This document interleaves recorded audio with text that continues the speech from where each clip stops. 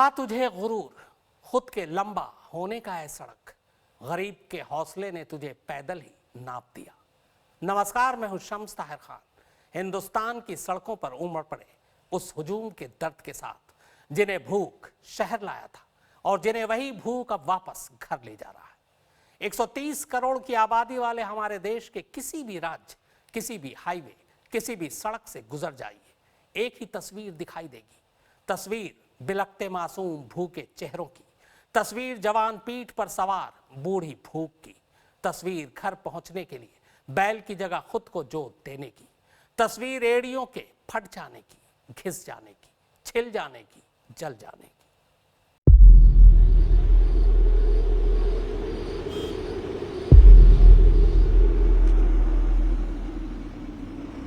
कुछ भी सुविधा नहीं मिला, हम लोग भूखे मर जाएंगे यहाँ कोरोना से पहले। इसलिए हम लोग सरकार से विनती करते तो हमारे राशि भेज दे मुजफ्फरपुर हम लोग को। और बच्चे भूखा घर मर रहे हैं तो पैदल चल दिए सर। तो नहीं खाएंगे, क्या करेंगे वहाँ?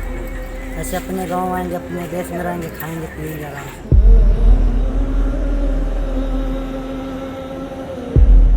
कोरोना से तो बच ही सकते हैं, भूख से तो नहीं बचेंगे ना, मरना ही पड़ेगा, दूसरा कोई ऑप्शन नहीं है। इस दुनिया में सबसे ज्यादा इंतजार अगर किसी का होता है तो वो भोजन है। इस दुनिया में जहां भी जिस शक्ल में भी जिंदगी नजर आती है, उसका पहला इंतजार होता है खाना। इंसानों में इस खाने को कहते हैं रोटी। रोटी से बड़ा इंतजार किसी भी चीज का नहीं है, प्यार का भी नहीं, रिश्तों नातों का भी नहीं, अपने बेगानों का भी नहीं, यहां तक कि नफरत का भी नहीं। लेकिन आइए आपको मिलवाते हैं एक ऐसी बदनसीब रोटी से जो इंतजार ही करती रह गई, उसे पता ही नहीं चला कि कब भूख मर गई।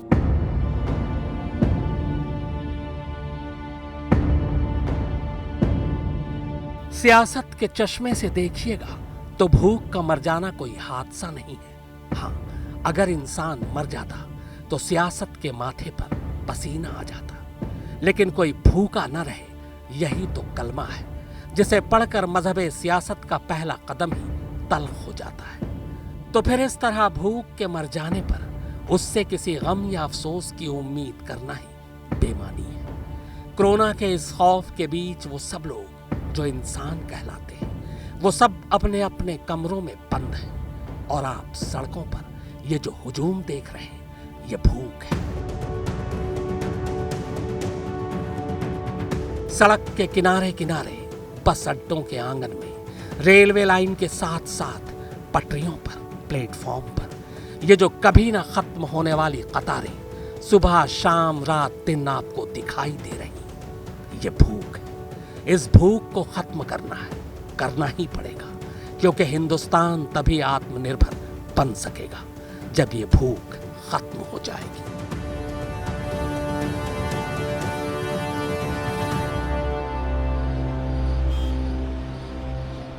भूख की अपनी एक दुनिया है साहब। हमारी और आपकी तरह इनका भी परिवार होता है, माँ बाप होते हैं, बीवी बच्चे होते हैं।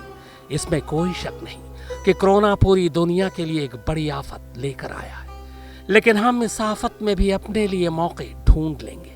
इस आफत में जो ये बिलबिलाती हुई भूख बाहर निकलती है, ये इस तेज गर्मी और लू में ज्यादा नहीं टिक पाएगी। ये बिलखते हुए मासूम भूखे चेहरे, ये बूढ़ी भूख जो जवान भूख की पीठ पर सवार है, ये मासूम भूख जो नौजवान के हाथों में लहरा रहा है, ये जवान भारत का भूख जो भूख से मर चुके बैल की जगह खुद बैलगाड़ी खींच रहा है, आखिर कब तक जिंदा रह पाएगी?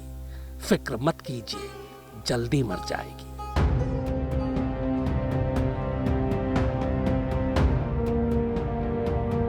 आप शायद भूख को नहीं जानते। ये एक ऐसी नस्ल है जो खाने की तलाश में अपने अपने गांव से हजारों मील दूर तक का सफर कर लेती है और दूर दूर बसे शहरों में जाकर 2 वक्त की रोटी के लिए उनके चेहरों को चमकाती है। इंसान इस भूख का बड़ी होशियारी से फायदा उठाता है।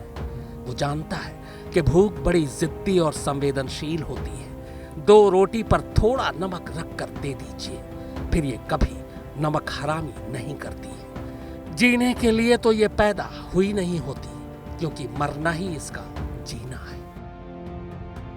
इस भूख का एक नाम और है। ये जो ना खत्म होने वाली कतारें सड़कों पर आप देख रहे हैं, इन्हें आप अंगूठे भी कह सकते हैं। जी हाँ, अंगूठे।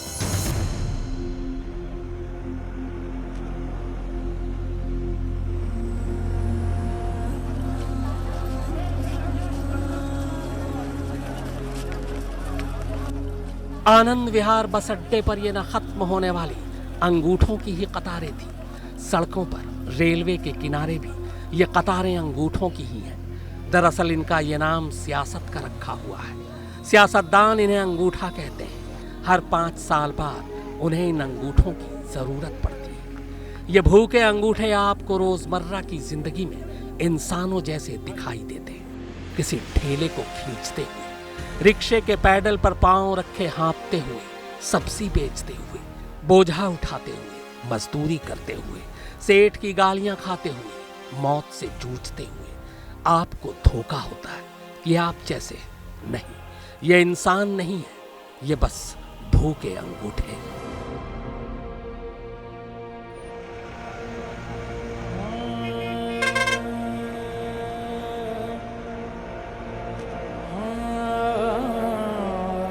आज जब आप घरों में कोरोना के डर से दुबके बैठे हैं, तब ये सड़क पर है या आपकी कॉलोनियों में आते जाते जरूर है, लेकिन इनकी रिहाइश आपके घरों के पिछवाड़े बने उन नालों के आसपास होती है जहां से आपका निकला हुआ गंदा बहकर जाता है। आज ये भूखे अंगूठे घबरा कर अपने उन बदबूदार घरों को छोड़कर निकल पड़े।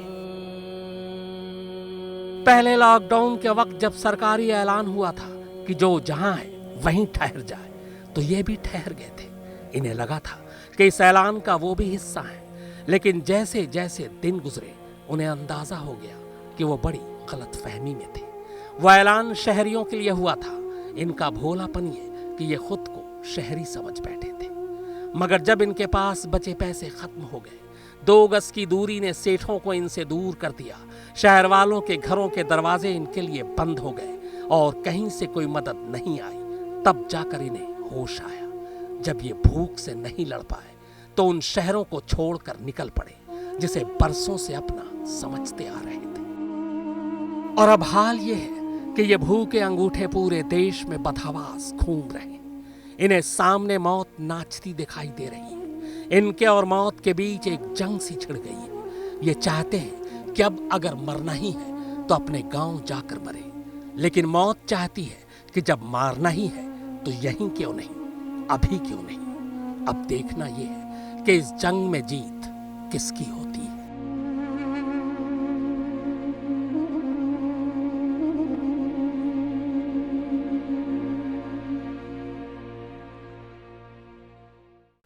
तस्वीरें बेचैन करती हैं, तस्वीरें रुलाती हैं, तस्वीरें बिलबिलाती हैं, मगर फिर न जाने क्यों यही तस्वीरें मजबूर करती हैं कि इन लोगों की बेचारगी और लाचारगी पर अफसोस करने या आंसू बहाने की बजाय फख्र करें। इन पर फख्र करें, क्योंकि ये हमें सिखा भी रहे और बता भी रहे कि असल में आत्मनिर्भर होने का मतलब क्या है।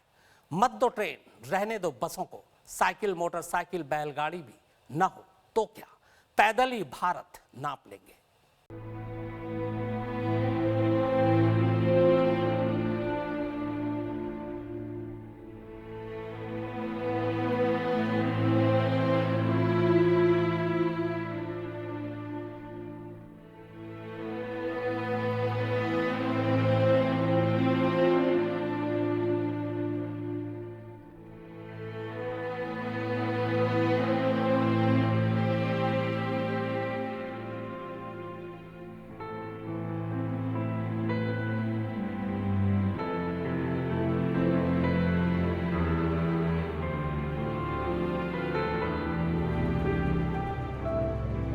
दर्द की कोई जात नहीं होती, आंसुओं का कोई मजहब नहीं होता और गम का कोई इलाका नहीं होता। बस कोरोना के दर्द, आंसू और गम को देखना और समझना हो तो बस ये तस्वीरें देख लीजिए।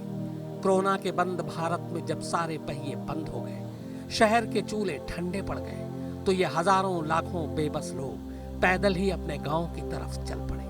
हमेशा ऐसा क्यों होता है कि हर दौर में हाकिम को सिर्फ हुकूमत चाहिए, ताकत चाहिए, लोग नहीं। काश हाकिम लोग एक बार इस तस्वीर को देख ले तो क्या पता हुकूमत से नफरत हो जाए और इंसानियत से मोहब्बत।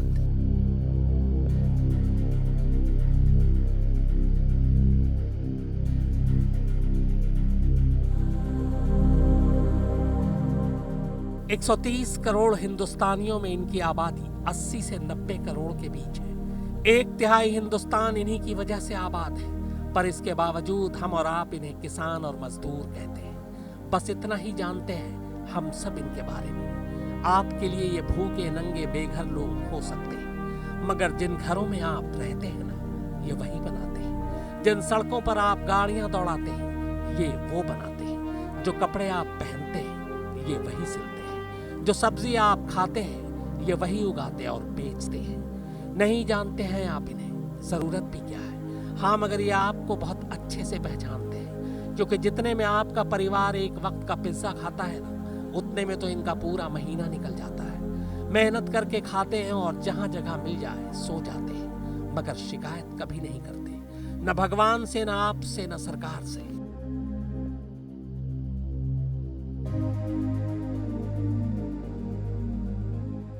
हिंदुस्तान की सियासत में किसान और मजदूर उस करी पत्ते के जैसे हैं जो चुनाव की हांडी चढ़ते ही उसमें सबसे पहले डाले जाते हैं, और चुनाव में जीत का पुलाव तैयार होने के बाद सबसे पहले निकाल कर फेंक भी दिए जाते हैं।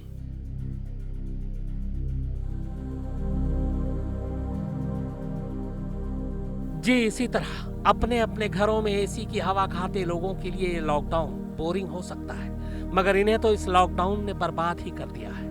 मुमकिन है कि आपको इन लोगों के बारे में जानने की कोई दिलचस्पी ना हो, मगर फिर भी इनके बारे में भी कुछ जान लीजिए, इन्हें भी पहचान लीजिए।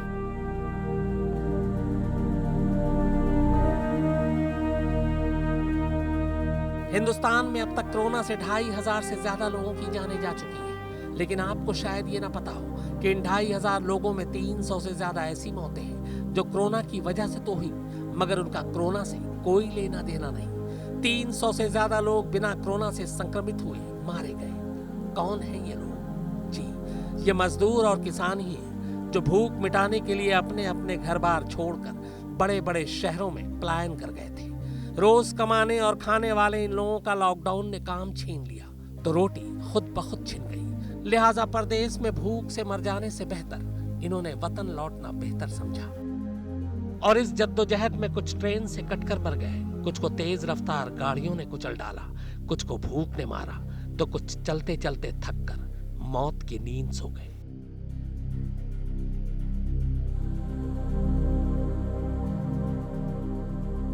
वैसे तो मध्य प्रदेश के इंदौर बाईपास की तस्वीर है ये, पर असल में यह आधे से ज्यादा हिंदुस्तान की तस्वीर है, जहां हर बेबस, बेसहारा, मजबूर, मजदूर यूं ही अपने परिवार का बोझ कांधे पर उठाए बस चले जा रहा है। बैलगाड़ी में एक बैल की जगह इसने अपनी बेबसी में खुद को ही बैल के साथ जोत दिया। शायद ये तस्वीर पूछ रही है, क्या आज भी हिंदुस्तान इतना मजबूर है?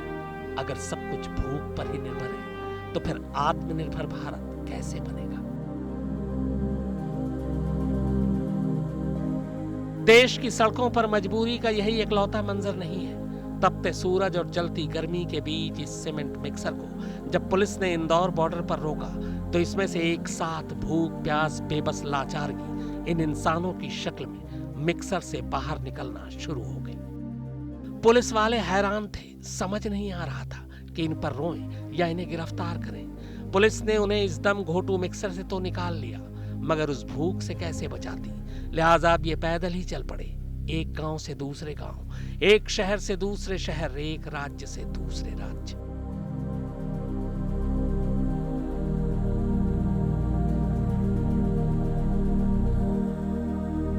पैदल जाएंगे भभुआ तक।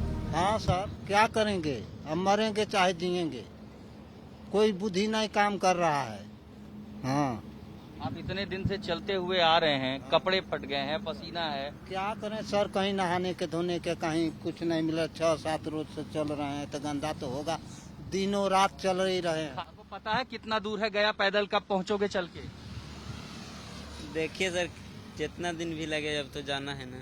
इतने दिन से पैदल चलते हुए आ रहे हैं आप? 6 दिन हो गए, 6 दिन हो गए बाबूजी, 6 दिन चलते हुए। आपको पता है अभी कितना दिन और चल के जाना है? हमीरपुर यहीं थोड़ी ना है। अब हम 6 दिन तक में पहुंच जाएंगे, 12 दिन में पहुंच जाएंगे धीरे धीरे।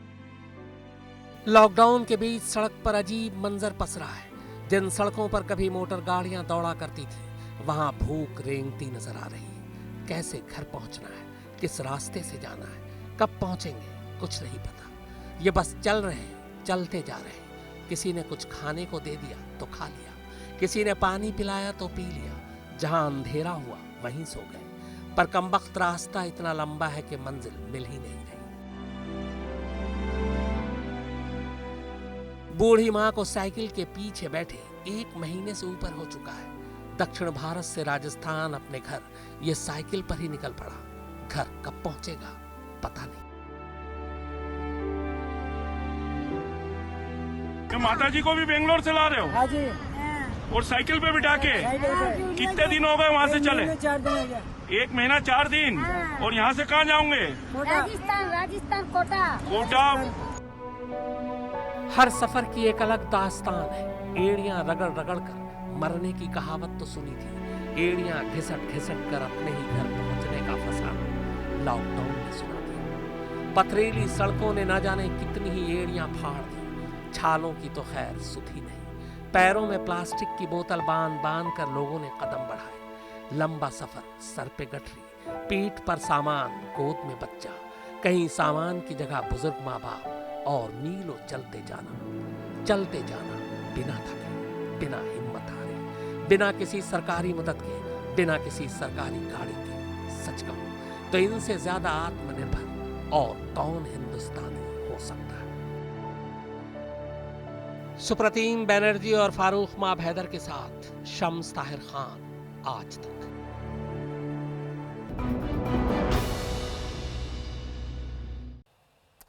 हिंदुस्तान की करीब 70% आबादी गांव में बसती है। इन 70% में से करीब 40% आबादी रोजी रोटी की तलाश में शहरों का रुख करते हैं। शहर और शहर वालों के आशियानों को सजाने संवारने वाले हाथ इन्हीं के होते हैं। शहर का शायद ही ऐसा कोई घर हो जिसका काम इनके बिना चल पाता हो। मगर इसके बावजूद हम गांव से आए इन लोगों को कितना जानते हैं।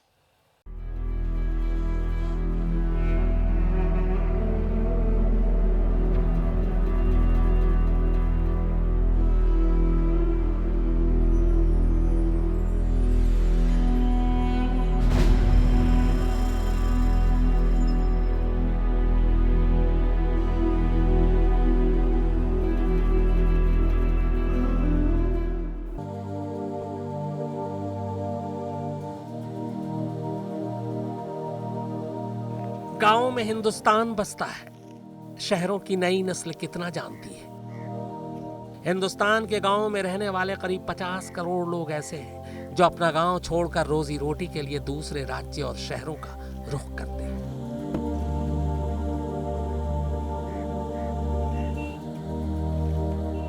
इनमें खेतीहर मजदूर भी हैं और वो मजदूर भी जो बाकी तमाम तरह की मजदूरियां करते हैं।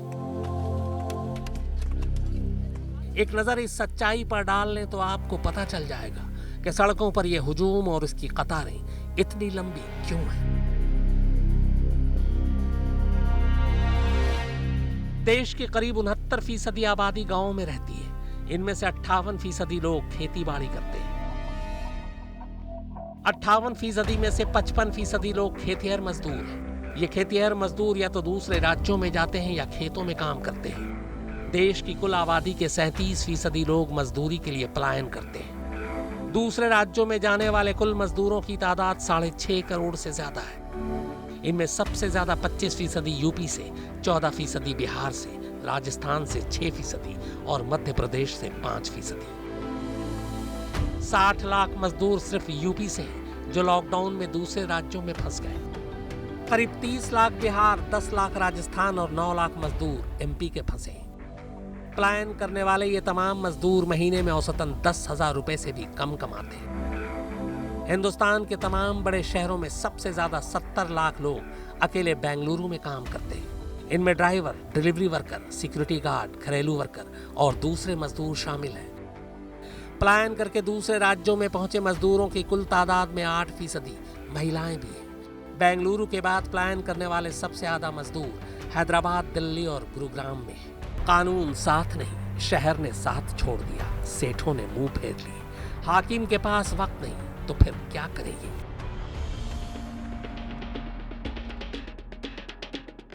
बस इसीलिए ये भूखे अंगूठे पूरे देश में बदहवास घूम रहे हैं। इन्हें सामने मौत नाचती दिखाई दे रही है। इनके और मौत के बीच एक जंग सी छिड़ी है। ये चाहते हैं कि अब अगर मरना ही है तो अपने गांव जाकर मरे, लेकिन मौत चाहती है कि जब मारना ही है तो यहीं क्यों नहीं, अभी क्यों नहीं। अब देखना यह है कि इस जंग में जीत किसकी होती है। तंसीम हैदर और लोकेंद्र सिंह के साथ शम्स ताहिर खान, आज तक। नींद आएगी भला कैसे उसे, शाम के बाद रोटियां भी न मयस्सर हों जिसे काम के बाद। लाखों लोगों की दर्द भरी दास्तान की ये बस झलकियां भर थी। ब्रेक के बाद कुछ और खबरें।